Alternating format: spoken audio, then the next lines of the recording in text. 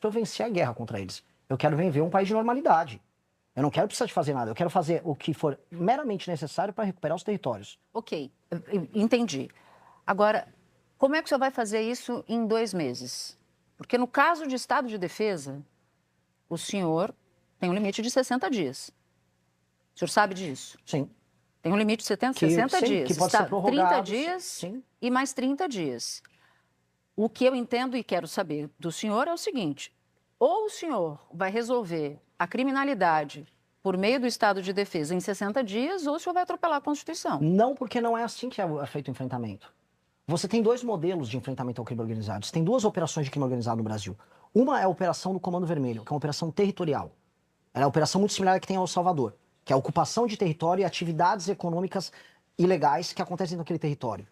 Essa é uma operação mais fácil que o Estado de Defesa debela ela de maneira mais intensa. Eu consigo pegar todos os grandes nódulos, as regiões em que eles têm boa parte do faturamento, e em um período de tempo menor, eu consigo tocar as operações e fazer isso.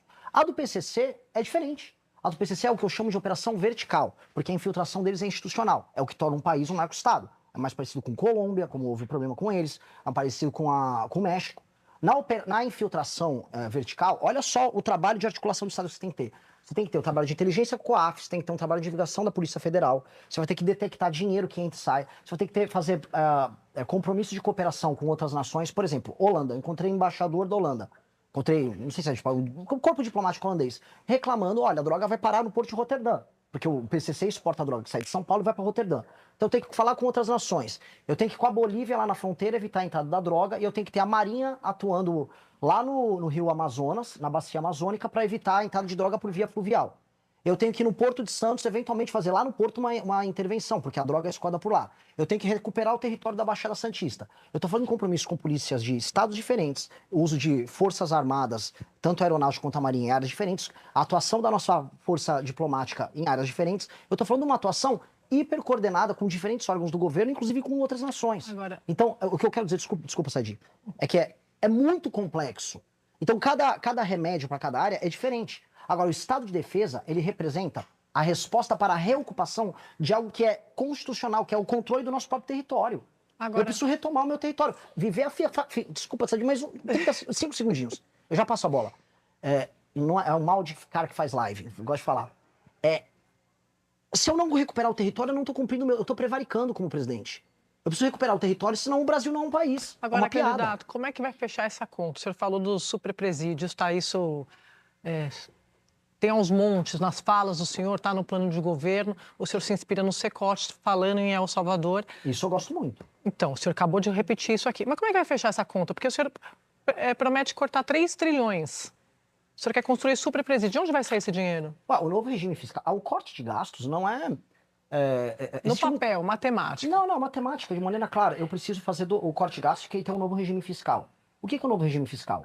Tudo aquilo que envolva gatilhos para aumento automático de gastos, por exemplo, as indexações e as vinculações, eles vão virar corte, a redução deles vai virar superávit. E eu vou resolver questões orçamentárias com esse superávit. Tudo que for corte de gasto, vira aumento em investimento.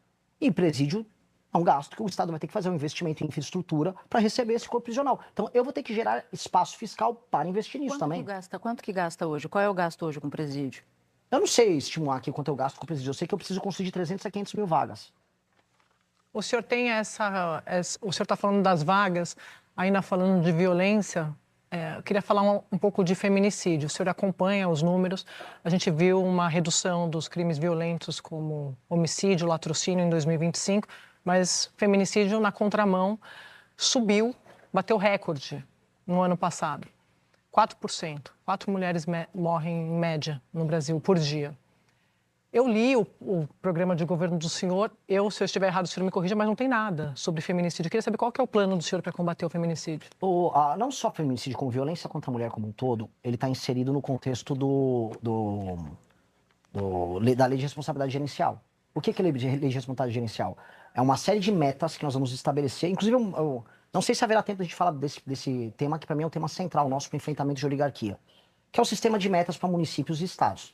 Eu vou pegar quem está fazendo muito bem a lição de casa na questão do feminicídio e violência contra a mulher. Novamente, alguém que está apoiando o meu adversário, Flávio Bolsonaro, mas eu tenho que ser justo. Tanto o prefeito Ricardo Nunes quanto o governador Tarcísio. Mas por que não tem nada no plano do senhor? Específico, o senhor... Porque isso está no sistema de metas. O senhor não acha que o feminicídio... Não, porque a maior parte das políticas são estaduais e municipais para atender isso. Mas o senhor não acha que... Eu acabei de dar os números. O senhor acompanha o tema de segurança, de combate à violência. Isso não deveria ser destacado? Eu destaco nas minhas falas, eu tenho vídeos gravados, eu tenho participações em congressos e eventos que eu trato desse assunto. Mas o senhor tem algum problema contra a palavra feminicídio? Não, eu tenho um problema muito específico contra querer ficar fazendo proselitismo, fingindo que se preocupa, como é o caso do Flávio, que ficou querendo dar celular agora para falar que gosta de Mas mulher. porque o senhor falou, não quero fazer proselitismo fingindo que me preocupa. O senhor não se preocupa? Não, me preocupo, mas não vou fazer proselitismo vagabundo. Mas o senhor não acha que é urgente? Eu acho que é urgente o tema do enfrentamento à violência contra a mulher, sim. Por isso que isso entra na lei de responsabilidade gerencial. É um dos 10 temas que vão estabelecer as métricas para municípios e estados, para avaliação. Porque as principais políticas que estão sendo tocadas para enfrentamento à violência contra a mulher estão sendo tocadas em municípios e estados. O uso das polícias e das guardas civis. A política que está sendo tocada em São Paulo vai ser o padrão para a gente estabelecer como a métrica geral para a lei de responsabilidade gerencial nos municípios brasileiros. Desculpa, a lei de responsabilidade gerencial, o que tem sobre feminicídio lá? Deixa eu explicar. Você leu lá o livro amarelo? Li. O que a lei de responsabilidade gerencial estabelece? KPIs, indicadores de desempenho em áreas fundamentais. Por exemplo, você falou, eu não vi feminicídio. Eu não vi, ou quase não tem, eu falando sobre saneamento básico no livro amarelo. E é um tema importantíssimo. E por quê? Porque a execução de políticas de saneamento básico, ela está, deixa eu complementar aqui, que é importante, ela está dada nos entes municipais, ou até consórcio de municípios, e entes estaduais. O governo federal pode ajudar com financiamento.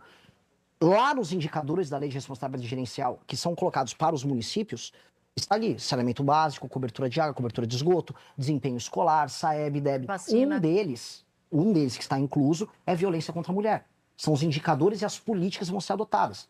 E essas políticas são adotadas pelos municípios. E o governo federal cobra. Se o prefeito não entrega esses indicadores, de acordo com a nossa regra da lei de responsabilidade gerencial, ele pode se tornar inelegível. E se ele consegue entregar essas metas com as políticas que serão auxiliadas, inclusive, pelo governo federal, aí ele fica graduado para receber, por exemplo, mais emendas. Mas então o combate ao feminicídio, o senhor está reduzindo a um tema gerencial, é isso?